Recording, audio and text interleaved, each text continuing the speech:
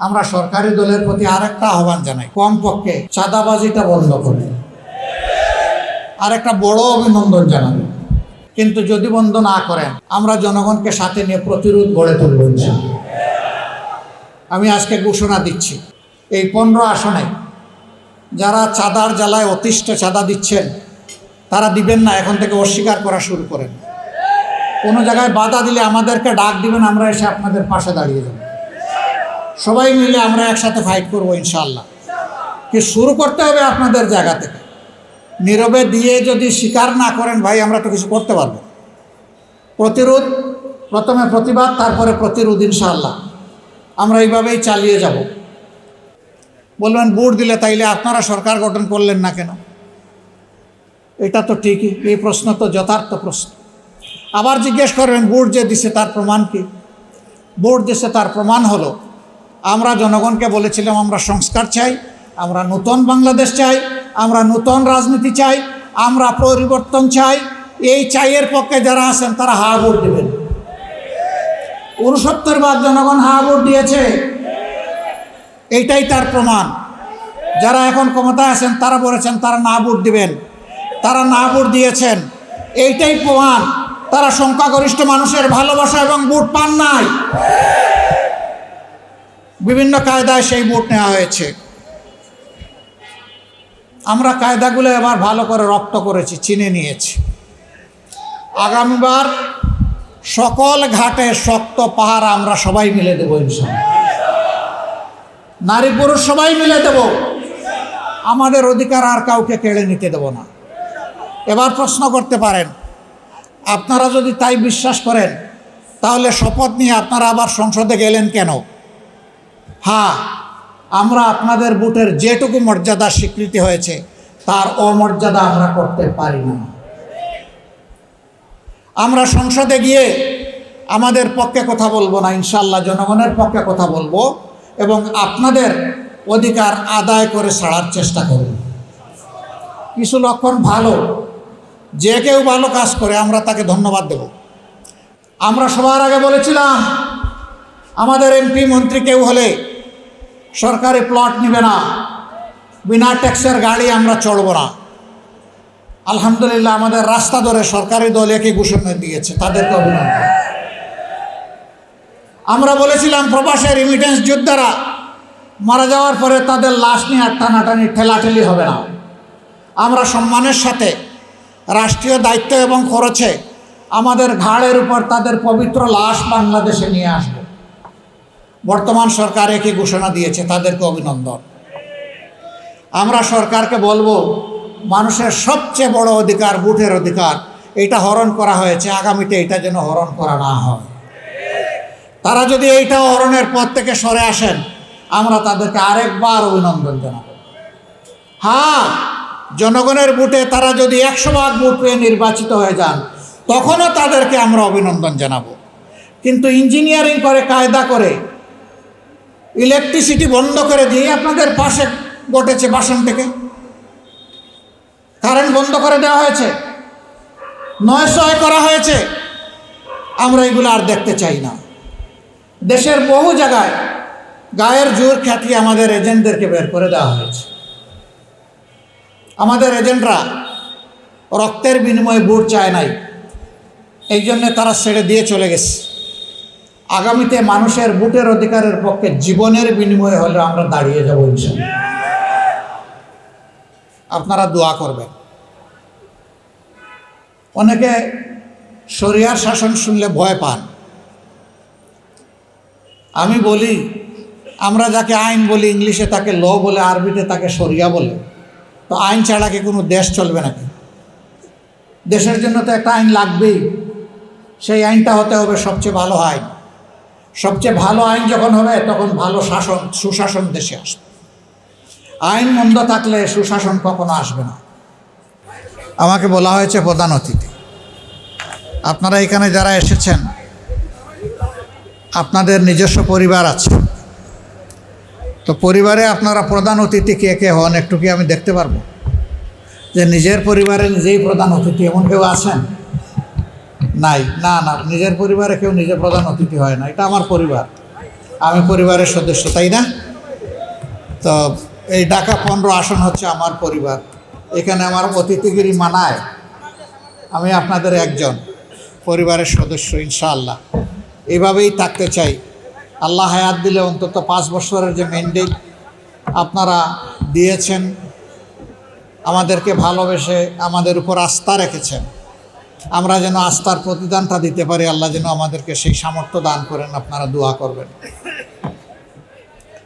পবিত্র রমজান মাস, আমি এখানে আলোচনা শুনতে শুনতে ঢুকছিলাম। এই মাসটি হচ্ছে কোরআন নাজিলের মাস। এই কোরআন নাজিলের মাসে আমাদের জন্য বড় শিক্ষা হচ্ছে আল্লাহর কোরআনকে বোঝা এবং আল্লাহর কোরআনকে মানা। আসমানের নিচে এবং জমিনের উপরে মানব জাতির জন্য সবচেয়ে বড় নিয়ামত আল্লাহ তাআলার পক্ষ থেকে এই কোরআন। এটা ভাই আমার কথা না, এটা আল্লাহ রাব্বুল আলামিনের কথা।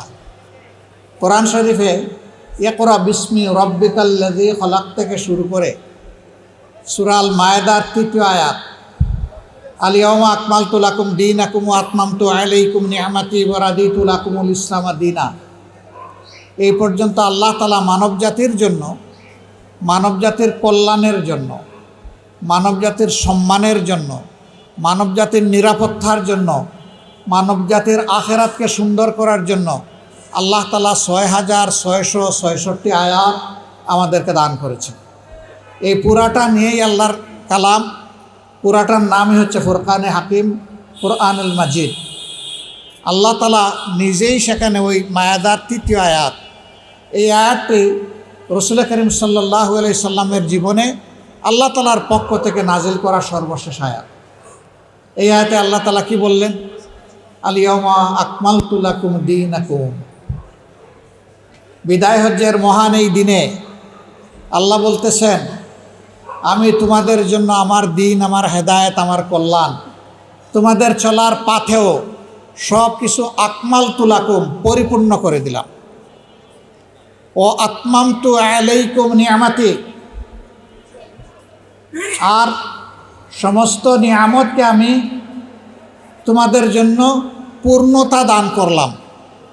এইটাও পরিপূর্ণ করে দিলাম এই কোরআনের মাধ্যমে। তাহলে কোরআন হচ্ছে নিয়ামতের ভাণ্ডার। কার পক্ষ থেকে? কার জন্য? মানব জাতির জন্য। আল্লাহ তাআলার পক্ষ থেকে মানব জাতির জন্য।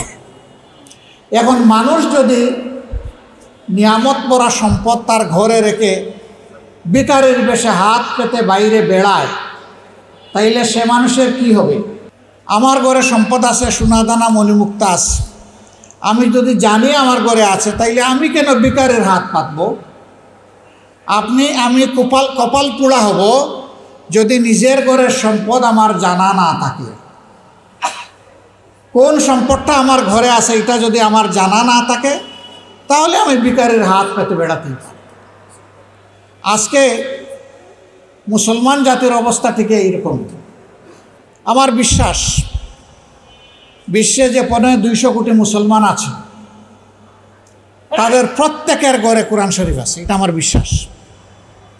কারো সিনার মধ্যে কলবে আছে, কারো ঘরের মধ্যে কিতাব আকারে সংরক্ষিত আছে। কিন্তু আমরা জানি না আল্লাহ তাআলা আমাদেরকে কি নিয়ামত দিয়ে রেখেছে। কোরআন এমন একটা নিয়ামত, এই নিয়ামত ব্যক্তি থেকে শুরু করে আন্তর্জাতিক পরিমণ্ডল পর্যন্ত আল্লাহর কসম, মানুষের জীবনের এমন কোনো প্রশ্ন, এমন কোনো জিজ্ঞাসা, এমন কোনো প্রয়োজন, এমন কোনো সমস্যা নেই যার সমাধান আল্লাহ তাআলা কোরআনে হাকিমে দেন নাই। পরিপূর্ণ সমাধান আল্লাহ তাআলা দিয়েছেন।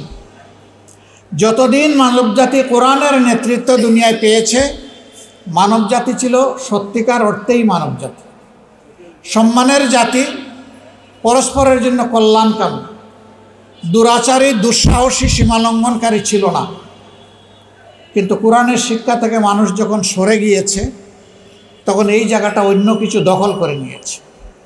তখনই মানব সমাজে বিপর্যয় এবং অশান্তি নেমে এসেছে। এই বাংলাদেশ তার বাইরে নয়।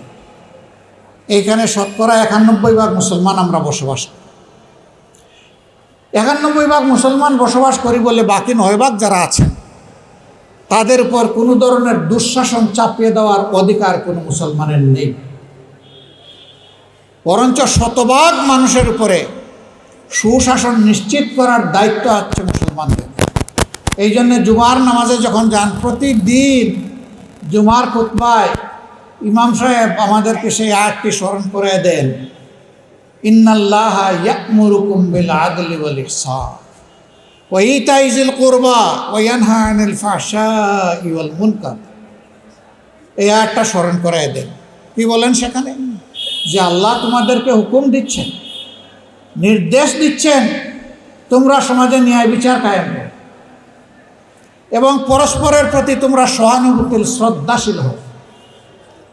তোমরা আপনজনদেরকে যার যার পাওনাটা ঠিকমতো সমঝে দাও। তোমরা সব ধরনের মুনকার কাজ, অন্যায় কাজের বিরোধী হয়ে দাঁড়াও। তোমরা সব ধরনের অশ্লীলতা, মাদকতা, বেহায়াপনা থেকে সমাজটাকে মুক্ত করো। এটা কি আমি বললাম না আল্লাহর হুকুম? এই কয়টা কাজ সমাজে বন্ধ হোক, দেখেন এই সমাজটা সোনালী সমাজ হইতে আর বাকি থাকে কিনা। এই সমাজটা সোনালী সমাজ হয়ে যাবে। 54 বছর স্বাধীনতার পর মানুষ পালাক্রমে অনেক দল, অনেক আদর্শ দেখেছে, কিন্তু ইসলামী দল এবং ইসলামী আদর্শ সরকার গঠনের পর্যায়ে মানুষ দেখে নাই। এবার মানুষের বড় আকাঙ্ক্ষা ছিল একটা পরিবর্তন। বিশেষ করে যুব সমাজ, তারা একটা পরিবর্তন চেয়েছিল। হ্যাঁ, পরিবর্তনের পক্ষেই জনগণ অবস্থান নিয়ে ভোট দিয়েছে। সম্মানিত বন্ধুগণ, আমি কথা দিয়েছিলাম যে আমরা নির্বাচিত হলে এখানে সবাই মিলে পরামর্শ করে এই আসনের সমস্যাগুলো ইনশাল্লাহ আমরা দূর করব। আমি কথা দিয়েছিলাম যদি বাংলাদেশে সরকার গঠনের সুযোগ আমরা পাই তাহলে সারা দেশে একই কাজ করব। আমি কথা বলেছিলাম যে মাসে একদিন আপনাদের সরাসরি মুখোমুখি হব, আপনাদের কথা শুনবো, আপনাদের প্রশ্ন শুনবো, আপনাদের সমালোচনা শুনবো, আপনাদের পরামর্শ শুনবো। সব শুনে আমরা পরবর্তী কর্মপন্থা আমরা নির্ধারণ করব। ভুল করলে সরি বলবো, ভালো করলে আপনাদের কৃতজ্ঞতা আদায় করব। ওই ভালোটা আপনারা ভোট দিয়েছিলেন বলে আমরা করতে পারছেন, ওইলে আমরা পারতাম না। এটা আপনাদের হক, আপনাদের কাছে কৃতজ্ঞ থাকা আমাদের দায়িত্ব। ইনশাআল্লাহ নারী পুরুষ নির্বিশেষে এই আসনে আমরা একযুগে আসনটাকে সুন্দর পরিচ্ছন্ন একটা মডেল আসন হিসেবে গড়ে তোলার জন্য আমরা চেষ্টা করব। আপনারা যেমন পাশে ছিলেন তেমন পাশে থাকবেন, আমাদের জন্য দোয়া করবেন। আমরা যেন অনাচার, অন্যায়, দুর্নীতির সাথে নিজেরাই জড়িয়ে না পড়ে, আমাদের একজন সমর্থকে যেন জড়িয়ে না পড়ে। আল্লাহ যেন আমাদেরকে হেফাজত করেন। মানুষের আমানত যেন আমরা মানুষের ঘরে পৌঁছে দিতে পারি, সেই তৌফিক চেয়ে আজকের এই মাহফিলে আপনারা এসে হাজির হয়েছেন, আমাদের ডাকে সাড়া দিয়েছেন। আমি আশা করব এটি শেষ নয়, এটি বিগিনিং, আজকে শুরু। ইনশাল্লাহ আমাদের পথ চলা মিলেমিশে এভাবেই হবে। আল্লাহ আমাদেরকে তৌফিক দান করুন। আপনাদের মাধ্যমে যারা আসতে পারেননি, আপনাদের পরিবারের সদস্য, আপনাদের পার্শ্ব সাথী, আপনাদের প্রতিবেশী এবং আপনাদের বন্ধুবান্ধব সবার কাছে আমাদের সালাম, দোয়ার দরখাস্ত। আল্লাহ হাফিজ। বাংলাদেশ জিন্দাবাদ, বাংলাদেশ জামাত ইসলামী জিন্দাবাদ। আমরা গড়ব ঐক্যবদ্ধ বাংলাদেশ ইনশাআল্লাহ। আসসালামু আলাইকুম ওয়া রাহমাতুল্লাহ।